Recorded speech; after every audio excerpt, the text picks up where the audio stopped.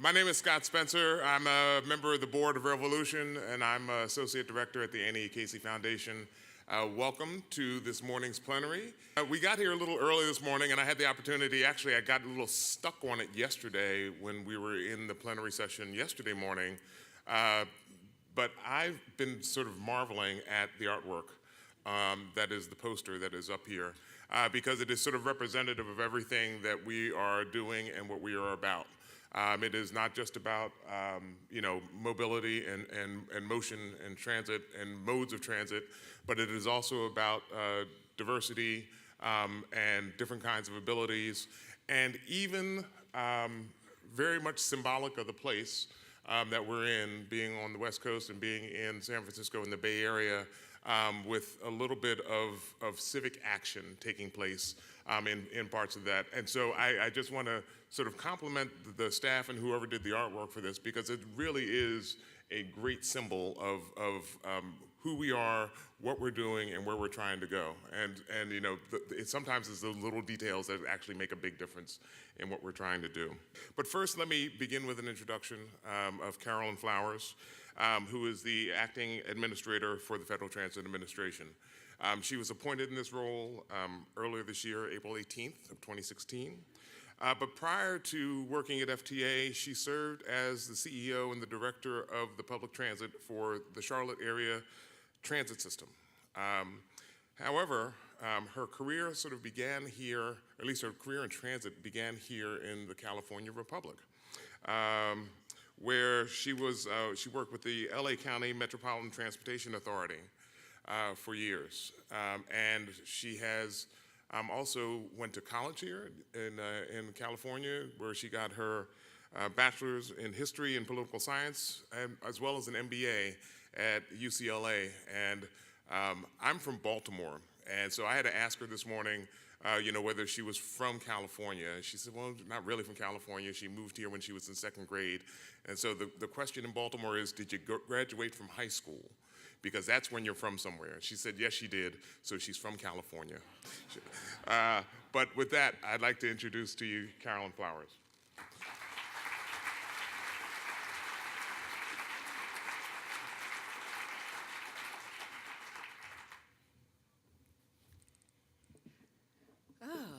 So good morning, Revolution, and it's great to be here in San Francisco, back in my home republic, as he says. Not home state, but home republic. California is always unique, a place in its own. So I want to just say how happy I am to be here today. So Revolution is one of the few conferences that FTA co-sponsors, and it's one that we all look forward to attending every year.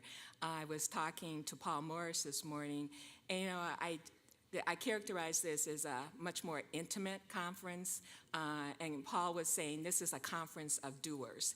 And so we're really proud to be part of that doing environment. And so this year, I'm also looking forward to hearing from a good friend of transit, Congressman Earl Blumenauer. And some people wear their heart on their sleeve, but Congressman Blumenauer often wears his on his lapel. And so it's in the form of this bicycle pin, the symbol of access, mobility, and diversity. So thank you, Congressman Blumenauer.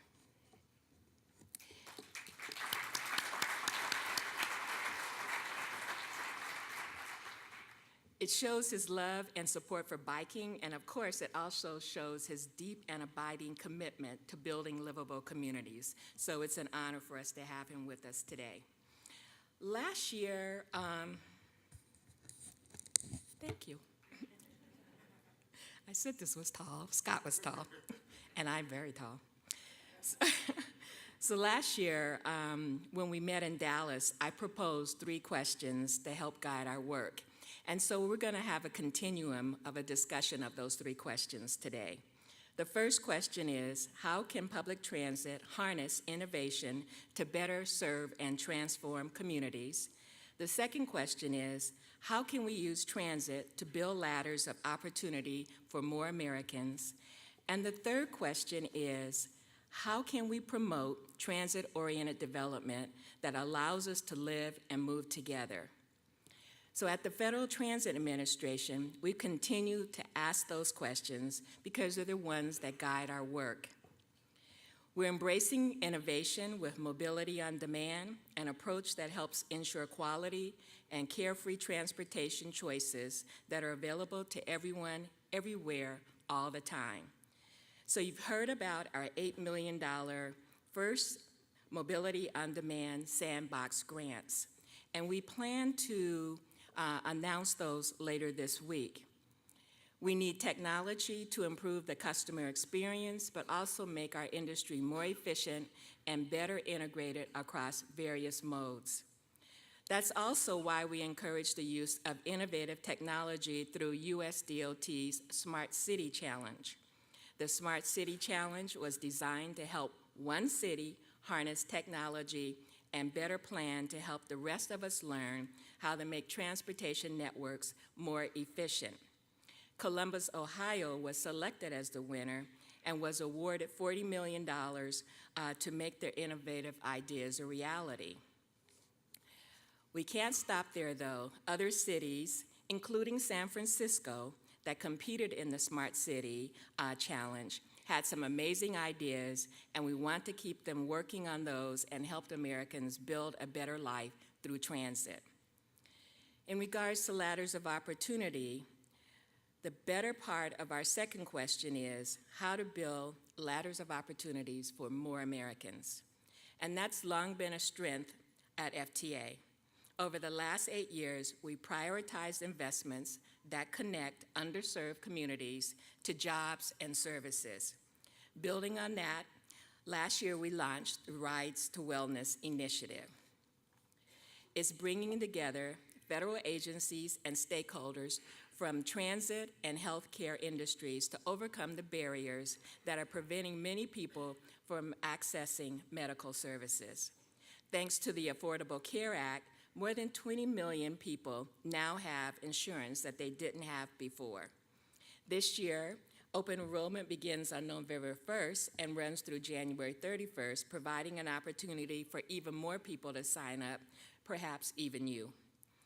But we know that 3.6 million Americans miss or delay non-emergency medical treatment every year simply because they do not have transportation. Over the past 2 years, we've made millions of grants available to help transit agencies and their local partners better connect through healthcare services. And these are the kind of ideas that make public transportation an even better tool for building ladders of opportunity. My third question last year was about transit-oriented development, the kind that strengthens communities and allows us all to live and move together. At the FTA, we recently reviewed 126 New Starts investments that our agency has made over the last 40 years. Since 1976, FTA has helped our partners build more than 1,000 miles of rail lines and BRT, purchased over 2,000 vehicles, and most importantly, create transit-oriented neighborhoods around 700 stations. These are neighborhoods that are likely to be more walkable, bikeable, and sustainable thanks to our partnership with one another. One way we've also helped is through our TOD Technical Assistance Initiative. This provides on-the-ground, online technical assistance to support transit-oriented development, improve access to public transportation, and build new economic opportunities and pathways to employment for residents and local communities. A good example of that is Moline, Illinois. The city of Moline has taken the long view, working to reinvigorate both its waterfront and its downtown with careful planning and wise investments. Now they're working to build a multimodal station that will bring together rail, bike, bus, and river transportation. And that goal is to help communities get around the Quad Cities and Chicago more easily and efficiently while generating more private investment in downtown Moline. An important focus of this project is to make sure that the hub serves residents of low to moderate income neighborhoods that surround the new station. We're helping to complete a TOD project readiness assessment to identify potential barriers to development and accelerate private investment. We're also facilitating a peer exchange with knowledgeable people who were involved in the Union Depot project in St. Paul, Minneapolis, so Moline can benefit from the experience of a similar project just up the road. In Richmond, Virginia, they've also benefited from FTA's technical assistance. Its Pulse bus rapid transit system will serve a 7.6-mile route along the city's broad and main streets, and the service will bring faster, more efficient transit to over 33,000 residents and access over 77,000 jobs. It will also provide an exciting new opportunity for mixed-use, transit-oriented development. And Richmond also benefits from FTA's Ladder Step pilot program, and that initiative was launched in 2015 to help foster sustainable economic development around transportation projects and to develop workforce capacity and to stimulate neighborhood revitalization. The city's Ladder Step efforts have focused on the Greater Fulton neighborhood, a distressed community near the end of the BRT line that has struggled to attract development.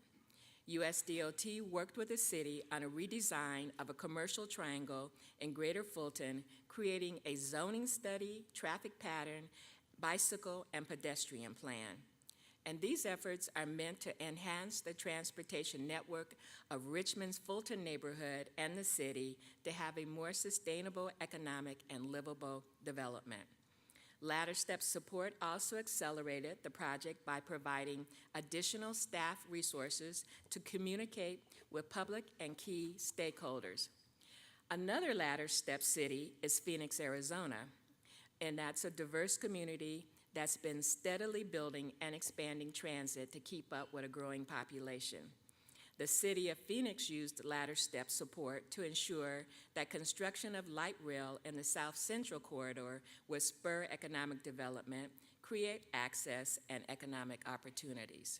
Workshops were organized with national experts on housing, economic development, pedestrian bicycle safety, and community support, which allowed the city to identify how groups could move the project forward.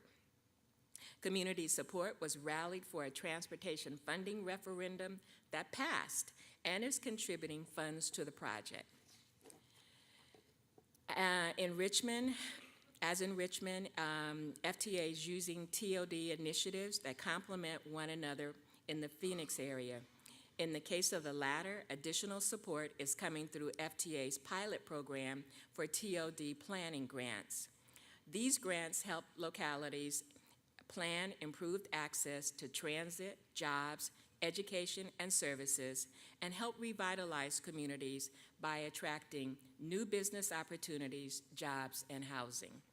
We want to connect people to opportunities through multimodal access to transit stations while enhancing connectivity of disadvantaged populations to essential services.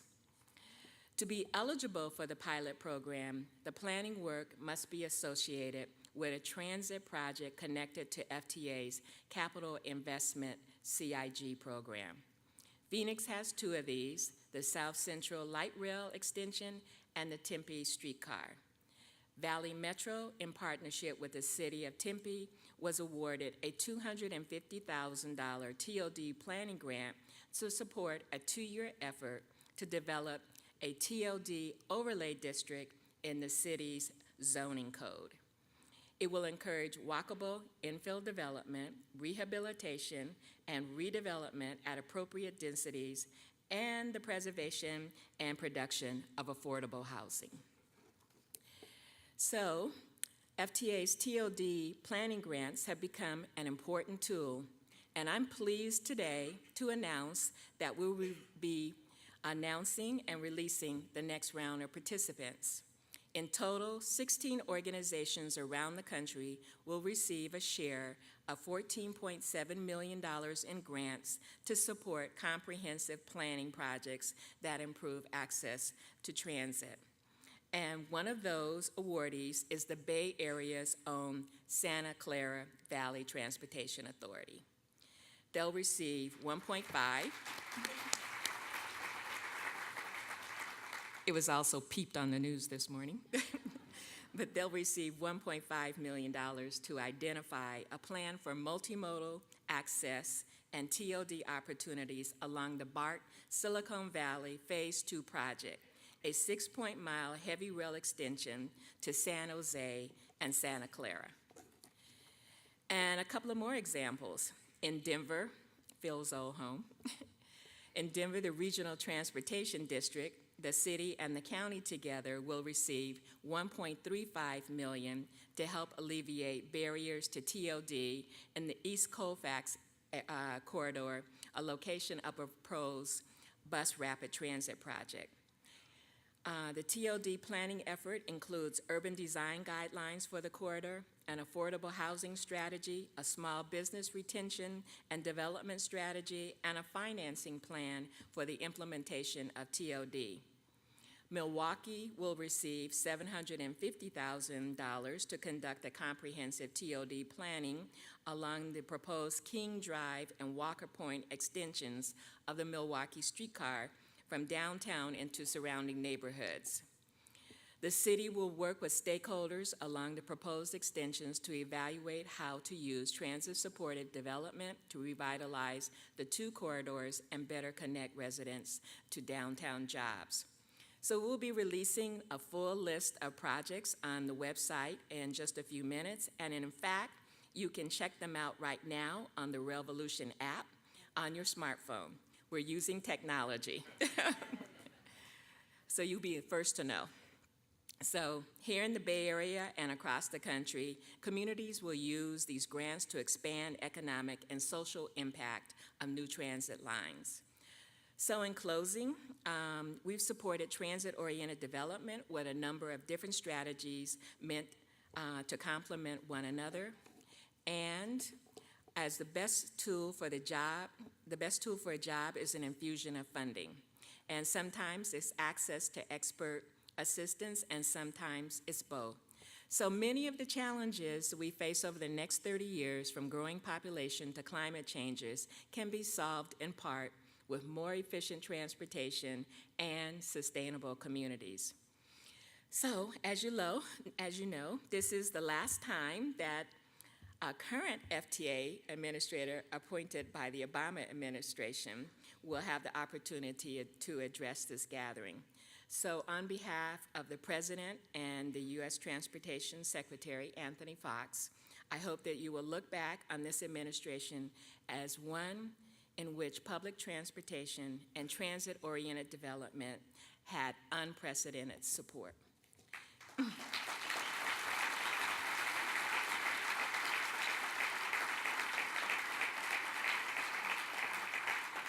Thank you. We've worked with each of you to build the ladders of opportunities across America, and we're proud of what we've accomplished. Thank you.